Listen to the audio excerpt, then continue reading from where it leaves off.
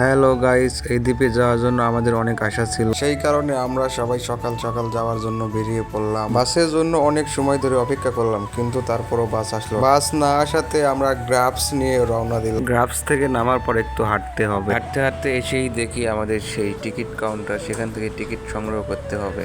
দেখি টিকিট কাউন্টারে অনেক ভিড়ের মাঝখান থেকেও আমাদের বড় ভাই টিকিট সংগ্রহ করলেন। টিকিট হাতে পাওয়ার পর লাইনে দাঁড়ালাম। লাইনে কিছুক্ষণ দাঁড়ানোর পর দেখি আমাদের লঞ্চটা ঘাটে দাঁড়ালো। লঞ্চে ওঠার জন্য আমরা সবাই রওনা দিলাম। সাইডে দেখি ছোট ছোট অনেক পিসবোট দাঁড়িয়ে আছে। আমরা ভাবছি ওটাতে আমরা উঠবো। কিছু দূর যাওয়ার পরে দেখি আমাদের জন্য অনেক বড় লঞ্চটি দাঁড়িয়ে আছে। ভাবলাম লঞ্চের একটা পিক দেবো, কিন্তু দিতে পারলাম না, সেই কারণে অনেক দুঃখিত।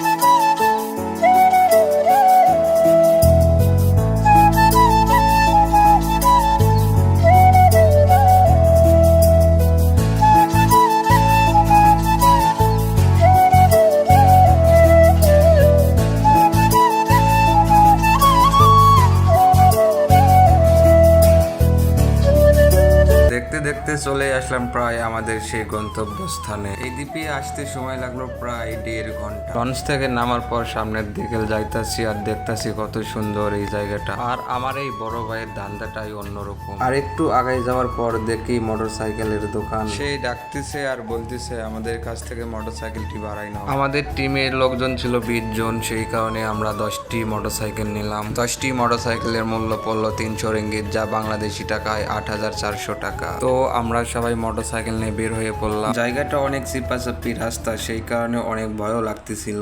আর এখানে গলির শেষ নাই, প্রত্যেকটা লোকের হাতে একটি করে মোটরসাইকেল ছিল। কে কুদিক থেকে এসে মেরে দেবে, সেই কারণে অনেক ভয় লাগতেছিল। আর আমার পিছনের ভাইটি বলে আমি একটু চালাবো, সেই কারণে তাকে আমি দিয়ে দিলাম। কিছু দূর যাওয়ার পরে আমাদের গাড়িটা নষ্ট হয়ে যায়, সেই কারণে তো আবার আমরা গাড়িটা চেঞ্জ করে নিই। তো কিছুক্ষণ ঘোরার পর আমাদের গাড়ির সময় শেষ, সেই কারণে আমরা গাড়িটা জমা দিয়ে দিই। আমাদেরকে অনেক ক্ষুধা লাগছিল, সেই কারণে একটু ঘুরে দেখলাম খাবার কি আছে। তো এখানে সব চীনাদের খাবার, তো কিছুই পেলাম না। এখানকার সময়ও শেষ, সেই কারণে আমরা লঞ্চের দিকে রওনা দিলাম। লঞ্চে ওঠার পর একটু ভিডিও বানালাম, দেখলাম কে কোথায় আছে। তো একটু ক্যামেরা ঘুরাই দেখি বাংলাদেশি 2টা মেয়ে। আবার একটু ক্যামেরা ঘুরাই দেখি আমাদের সাহেব আলী ভাই অনেক সুন্দরভাবে বসে বাতাস খাচ্ছে। দেখতে দেখতে আমাদের ব্লগটি এখানে শেষ।